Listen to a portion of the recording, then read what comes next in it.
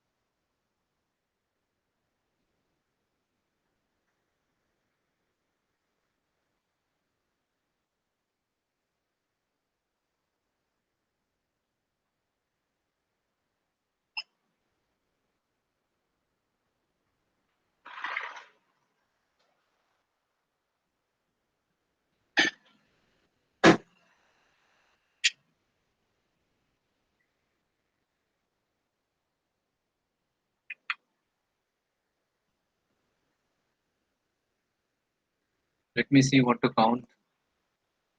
20. Two more.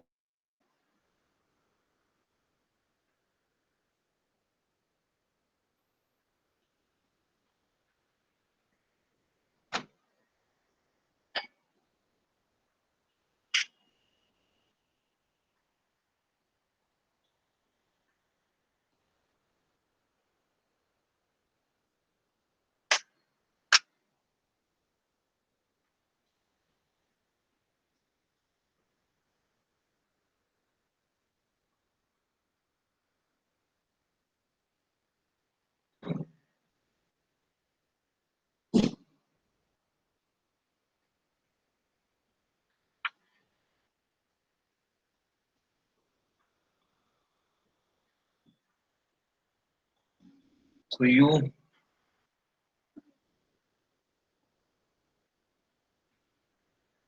see this is what is your oil reservoir is. Then this is a pump, a rotary gear pump. This diagram is important because this hydraulic circuit you will see in many subjects. That's why I'm explaining this. In many applications also you will see this.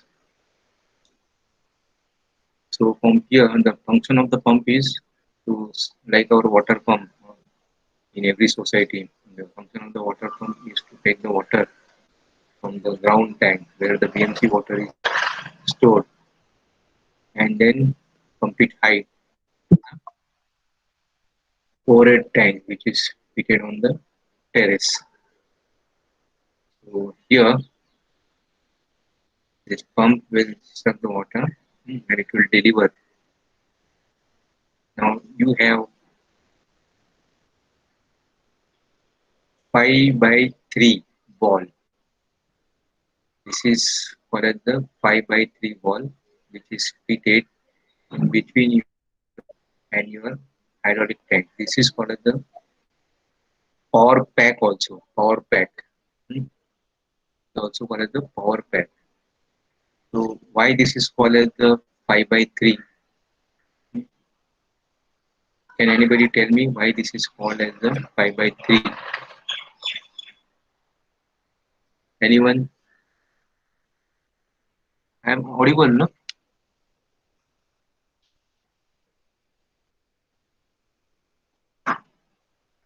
Hello? I am audible, no? Yes, sir. Hello? Yeah. Why this is called as the 5 by 3 wall? Anyone?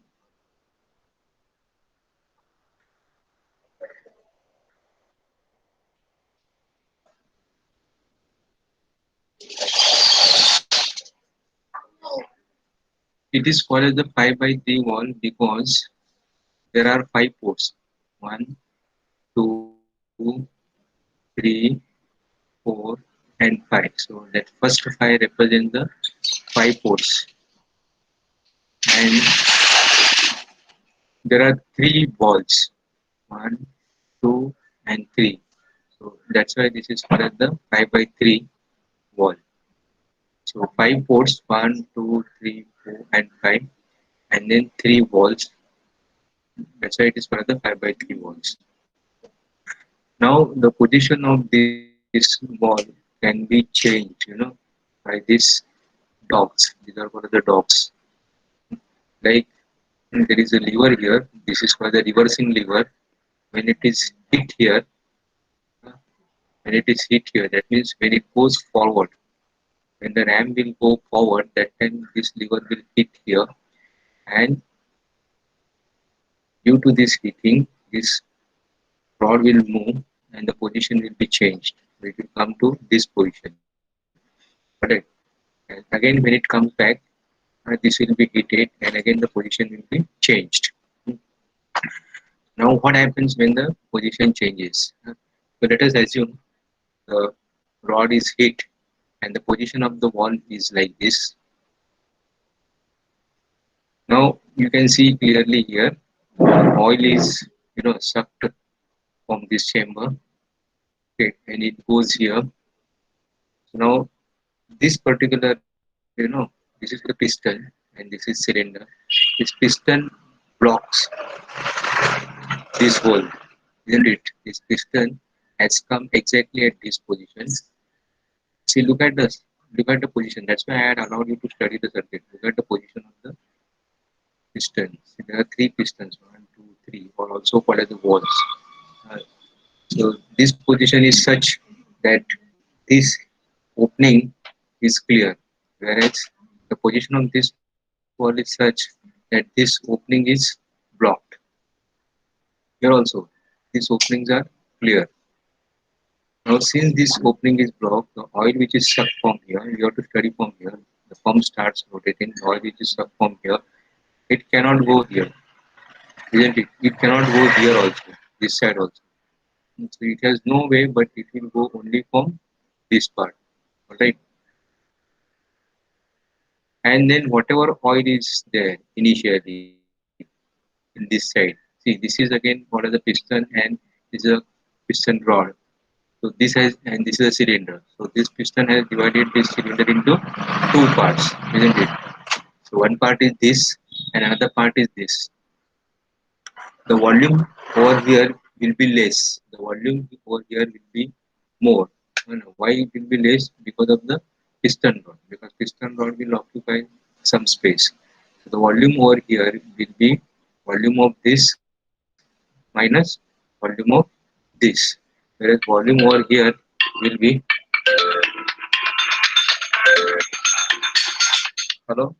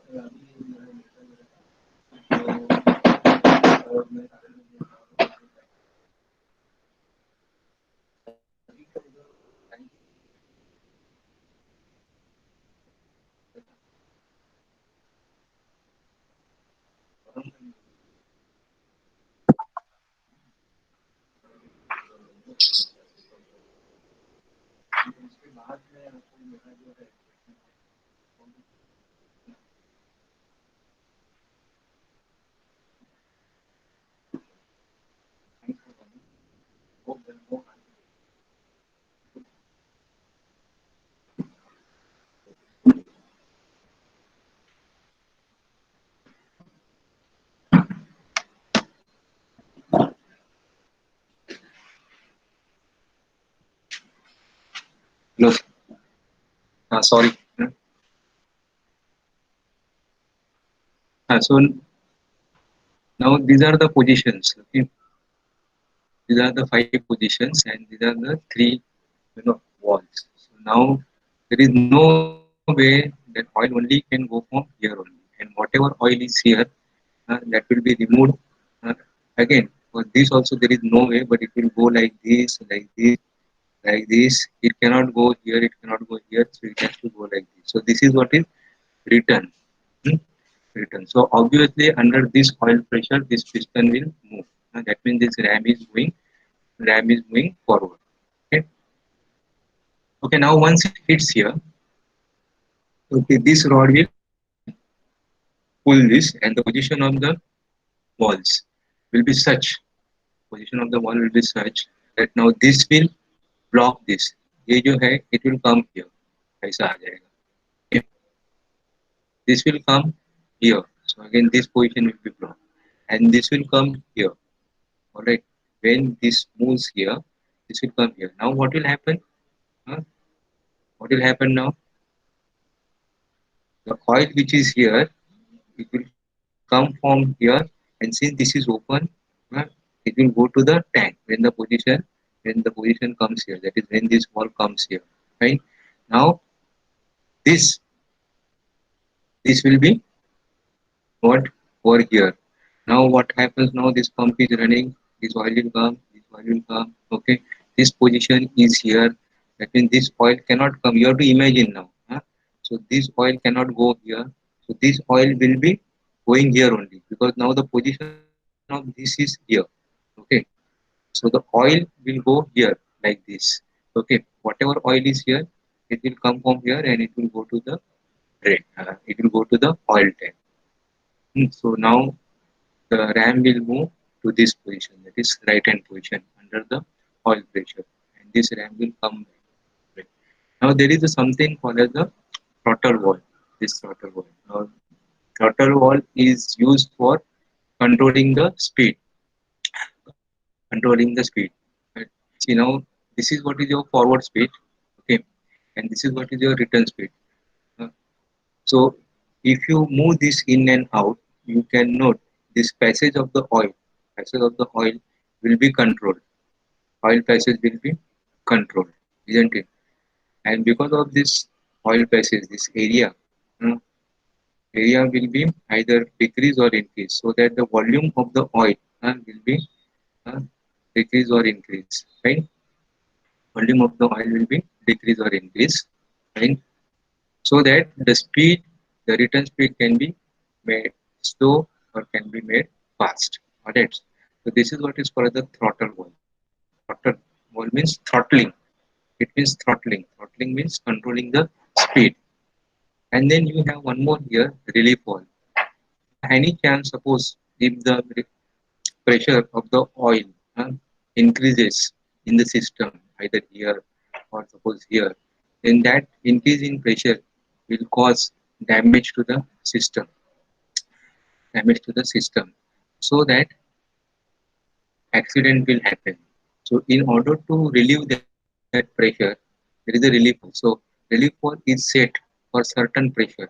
Relief valve is set for certain pressure. So moment the pressure exceeds that set pressure, then relief valve will open, and then oil will pass through this hole.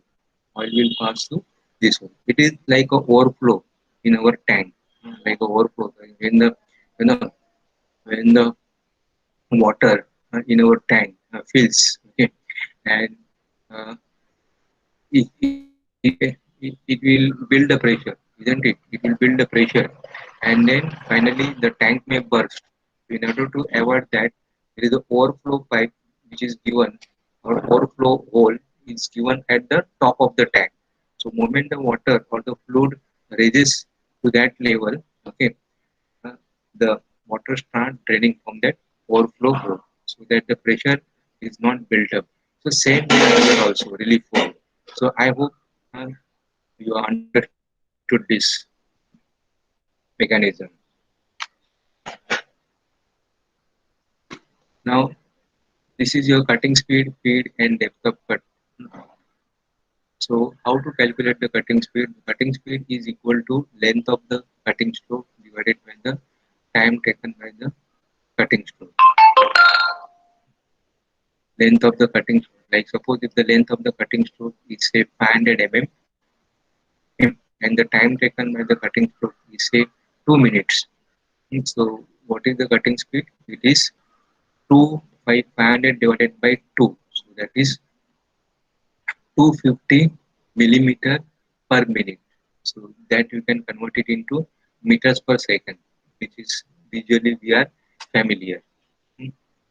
But these numericals will not be asked. But just for your knowledge purpose, I am telling you this. Then how to find out the time taken by the cutting stroke? So time taken by the cutting stroke will be the length of the cutting stroke divided by the cutting speed.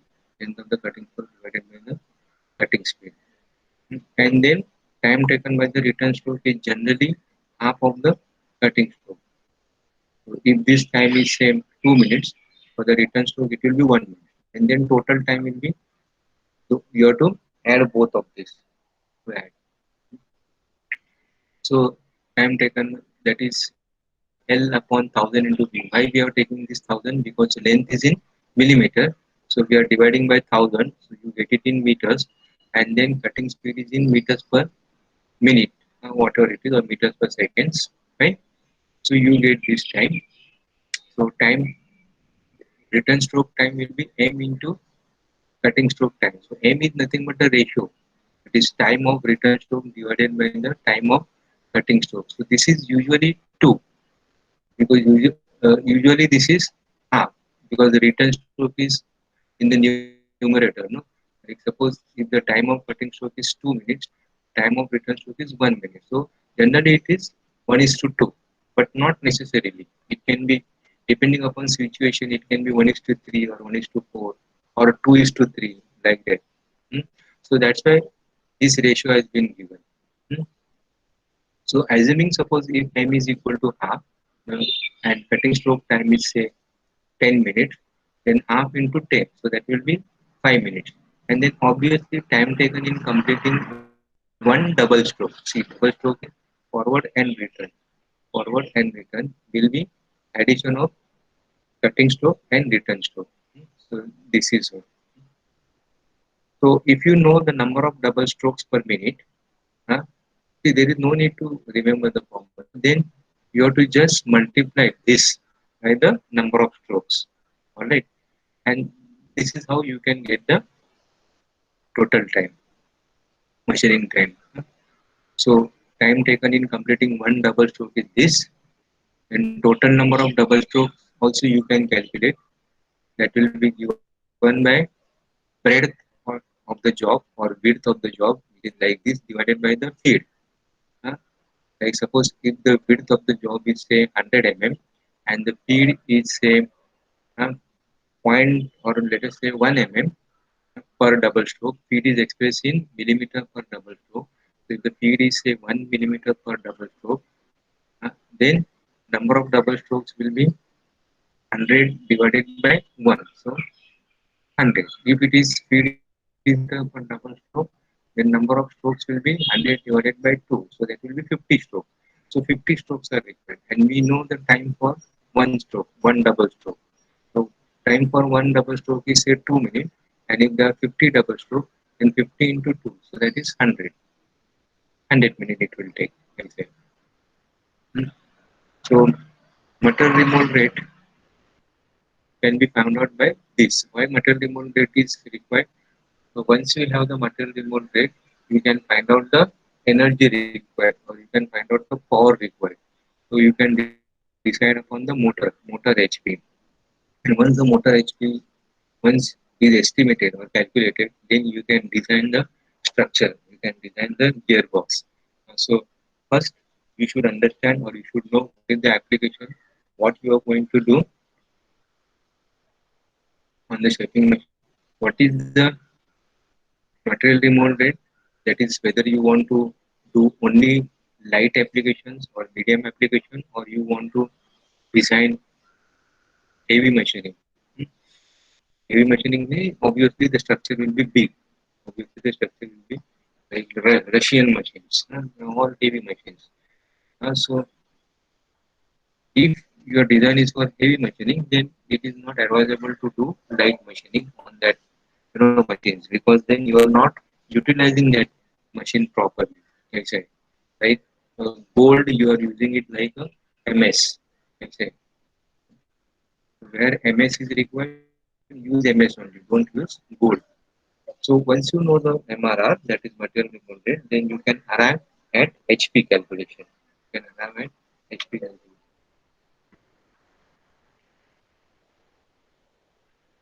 Then these are some cutting speed and feed on the shaper. So as I told, if it our combination is usually mild steel and high speed steel. So if nothing is given if nothing is given in the numerical, then you can always assume material as mild steel and cutting tool material as high speed tool, and you can take cutting speed as 25 meters per minute. Hmm. But since and the feed rate is 1.5 millimeter per double strokes. Hmm. If it is carbide, if the material if the tool material is cemented carbide, then this will be the cutting speed. But since the no numericals will be asked on this, you don't have to learn this. You can just remember. Huh? Now, what are the different operations which can be done on the shaping machine? As I already told that it can be used for machining these flat surfaces, right? Like flat surfaces, or it can be used for machining these angular surfaces also. This or the side surfaces, right? The angular surfaces means like this, doveted, ऐसा. So you can machine this horizontal surface, you can machine this vertical surface, as well as you can machine the angular surfaces also.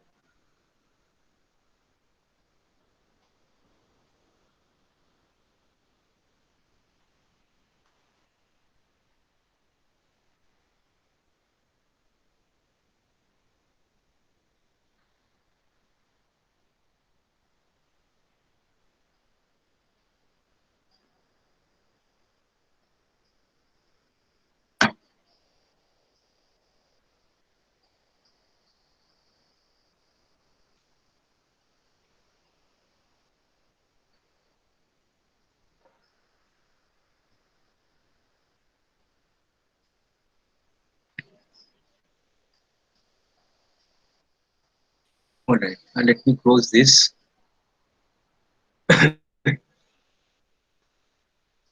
Sorry. Let's see now. Starting machine. This also study material I have uploaded. So slotting machine is nothing but like your vertical shaping machine. Nothing but vertical shaping.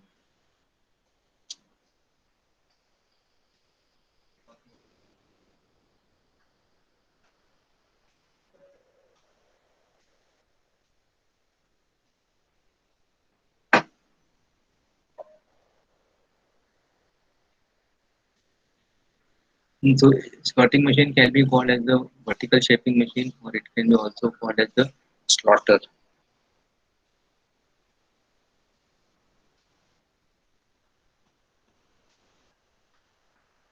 A typical slotting machine will look like this.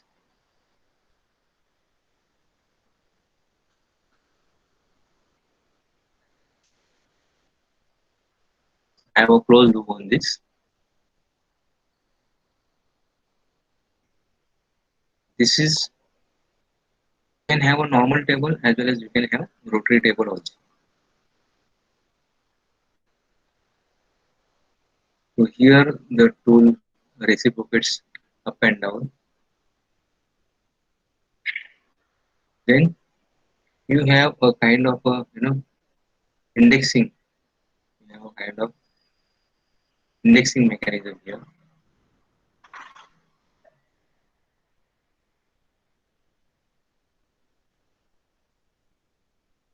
So with the help of this indexing, this is something similar to your milling machine indexing mechanism.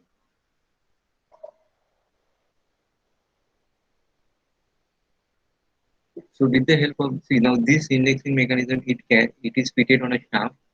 This is called as the worm shaft. This is worm shaft, and then worm shaft engages with the worm wheel. See, right now you just remember worm shaft and worm wheel is nothing but a kind of a gearing arrangement. It's a kind of a gearing arrangement, gears.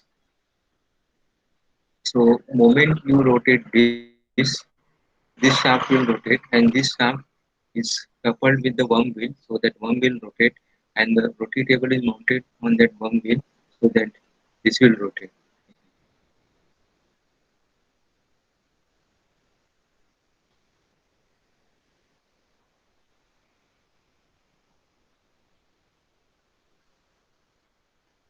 Now there are holes on this index plate.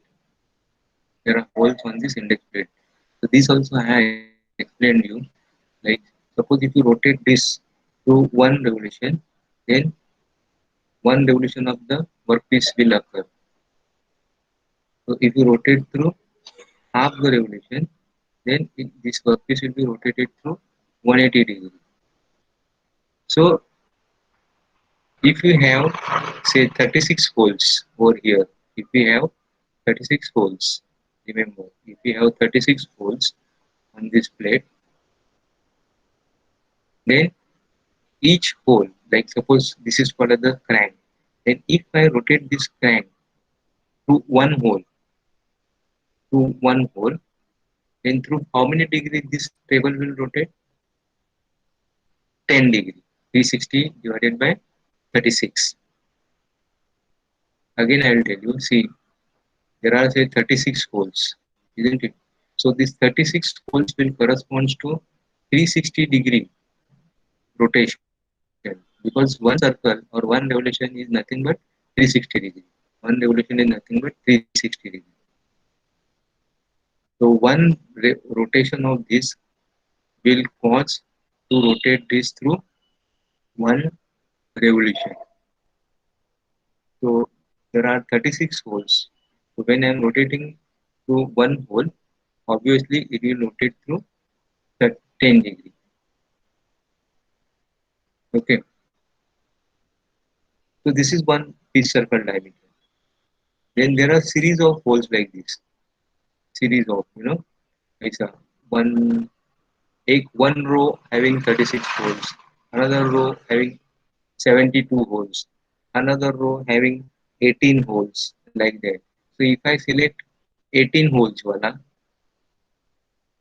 if I select 18 holes pitch circle diameter, then one hole, rotation through one hole will give me rotation of 20 degree. If I select 72 holes, if I select 72 holes, then one rotation through one hole will cause to rotate the workpiece by half a degree, like that it is. So this allows you to control the rotation of the rotary table. Again, there will not be any numerical based on this indexing.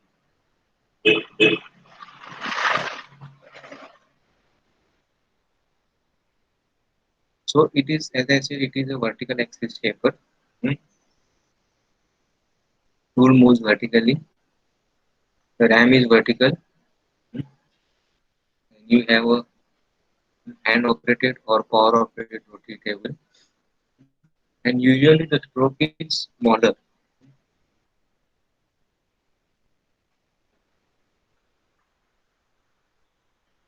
These are the main parts of the motor. We have a base here, we have a column and table, and if you can notice, this looks like a vertical milling machine. Vertical milling machine. But in vertical milling machine, this tool is rotating here. This tool doesn't rotate; it reciprocates. In vertical milling machine, there is a provision. This table can be moved in X, Y, and Z. But here, no such provision. Okay. Now, in this case, now table can be rotated or it can be moved only in X direction and in Y direction. Uh, Some plotting machines, yes, they have Z axis, provision for Z axis movement. So, milling machine can be converted in slotting machine. How? You have to, there is an attachment which is called as the reciprocating attachment. So, if you fix up that reciprocating attachment on milling machine, if you fix up that reciprocating attachment on the milling machine, then milling machine can be used as a slotting machine. Understand? But you cannot convert easily slotting machine into milling machine. Why?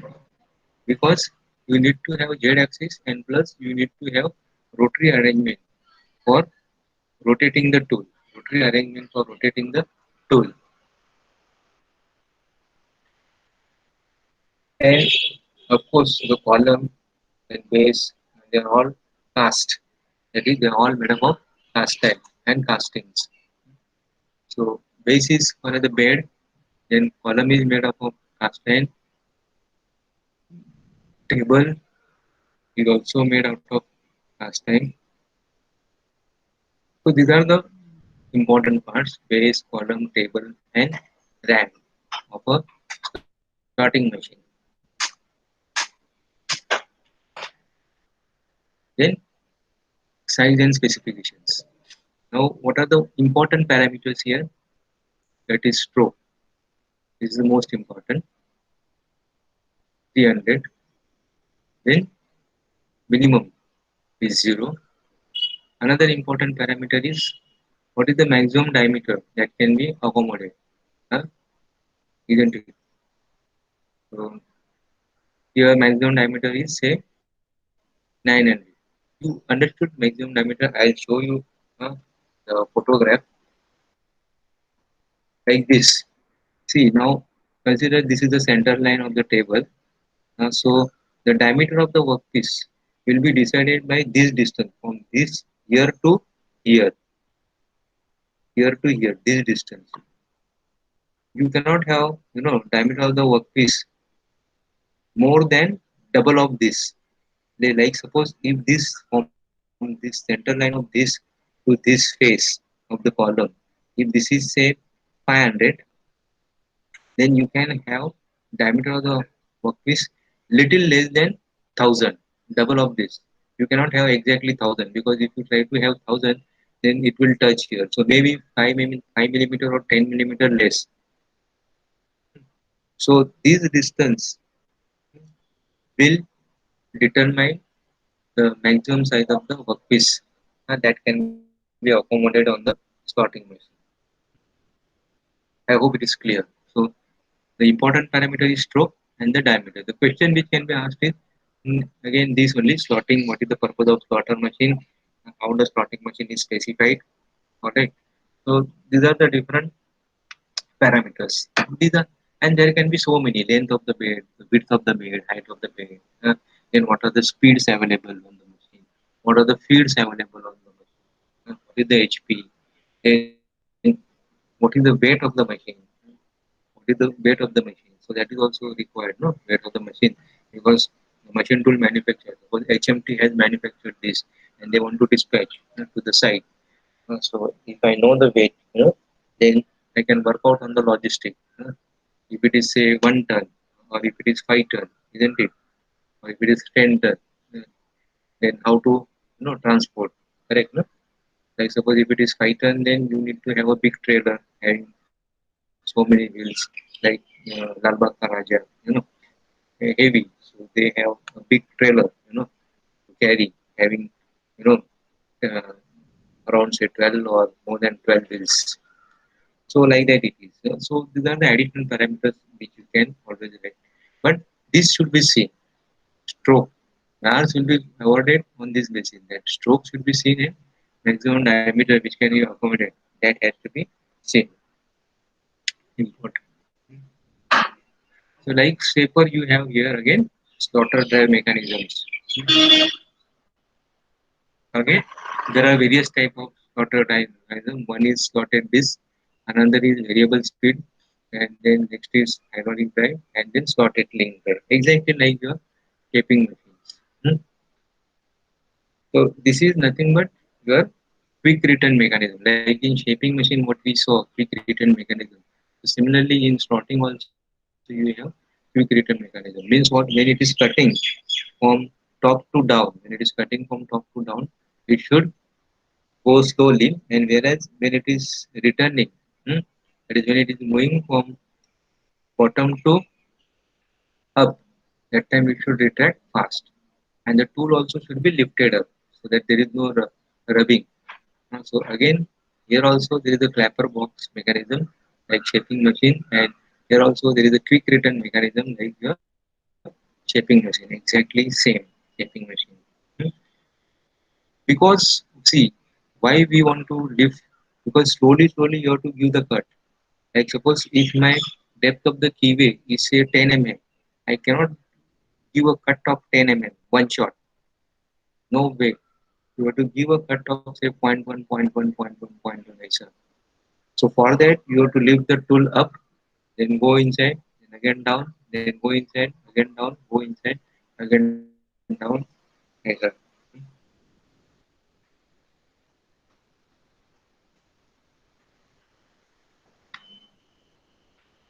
These are the types of those slotting machines: punch slotter, general production slotters, precision tool room slotters, the key seaters.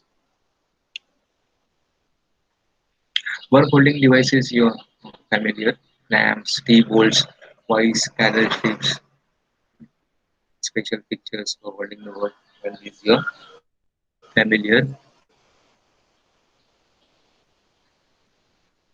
Majority of the slotting machines are used for cutting the internal grooves, and that internal groove is nothing but keyways.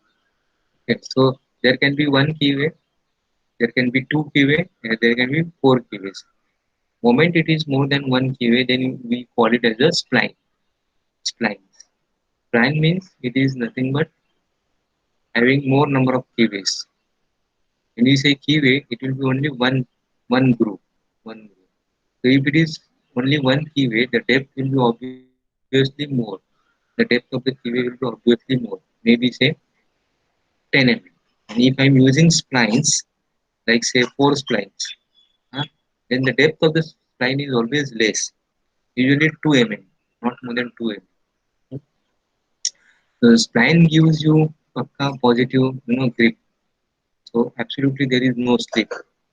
And splines are used when the torque to be transmitted is more. That time we use splines. So now you understood that there are 4 splines. So if there are say 10 splines or if there are 20 splines, then that will look like a gear, internal gear, isn't it? So when the number of splines are more, then it is called as the internal gear. Alright. Recesses is nothing but a kind of a keyway only. But if the depth of the keyway is in between spline and keyway, then it is called the recess. So recess is nothing but between this. Like you have a short break and you have a recess, uh, short recess and long breaks. Yeah. So exactly, recess is nothing but the depth is neither too deep like keyway uh, or not too shallow like spline. Yeah. Any doubts you can ask.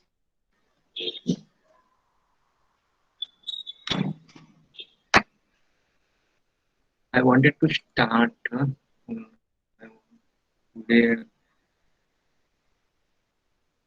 trade manufacturing. Now, trade cutting is you see now 2 modules we have completed. First module we have done uh, this thing.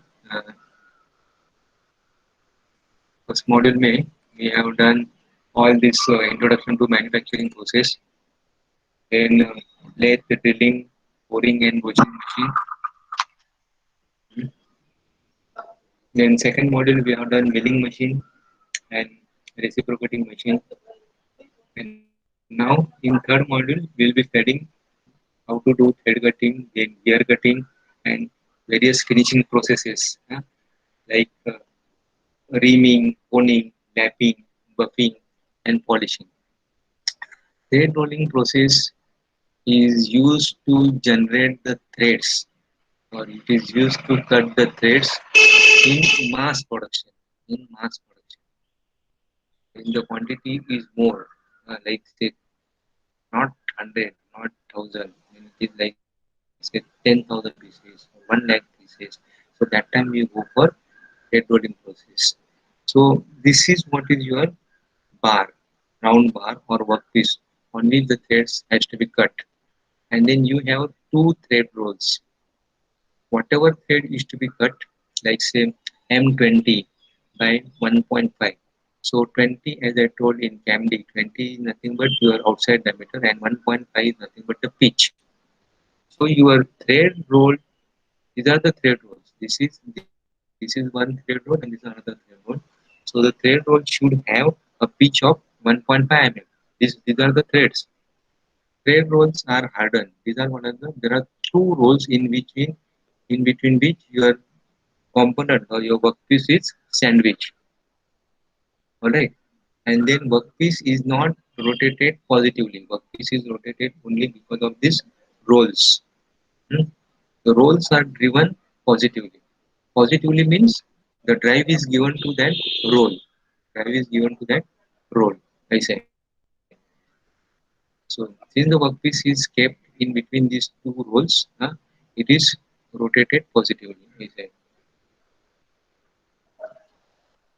So the pitch of the threads to be cut and pitch of the thread roll should be same. Diameter, there is no restrictions. You can have if the diameter of the workpiece is say 20 or M20 by 1.5. It's not necessary that thread roll should have 20. It can be 200 or it can be 300. Normally, the thread roll diameters are bigger. Why bigger? Because then we can, if this becomes blunt, then we can again recut it. Hmm? Thread rolls are harder, so that's why we get more life. So I'll show you this video. This is also thread rolling is called the cold forming process. Cold forming process. What you have to remember uh, that diameter diameter of the blank diameter of the blank should be equal to the pitch diameter. Like suppose if it is M20 by 1.5 pitch is to be cut, then the diameter of the blank should be equal to the pitch diameter. So it will be less than the 20. Remember, this is very, very important from examination as well as from Viva. There is no Viva, don't worry. Hmm? So the diameter maybe in the next semester, hmm, when there is a Viva, this question may be asked. Hmm. These are the two thread rolls in which the workpiece, and from below the support is given to the workpiece so that it doesn't fall down. Of course, it is gripped between these thread roll, but in addition to that, because before starting, you have to place the workpiece, isn't it? You have to locate the workpiece. So, in order to have that rest is given, that is the workpiece rest. It is a kind of a V block only, kind of a V block on which the workpiece is rested. And then the two rolls comes simultaneously in and presses the workpiece and the threads are generated in just one rotation.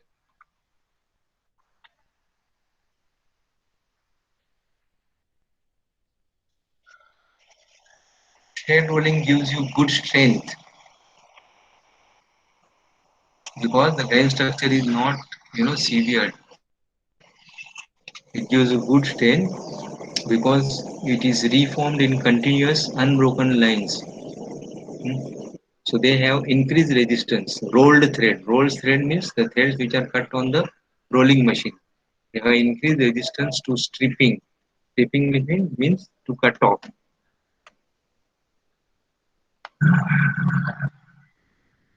See, this is the difference.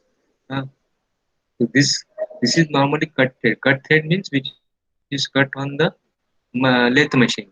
Hmm? And rolled thread. See, this gives a good strength. This can shear off very easily.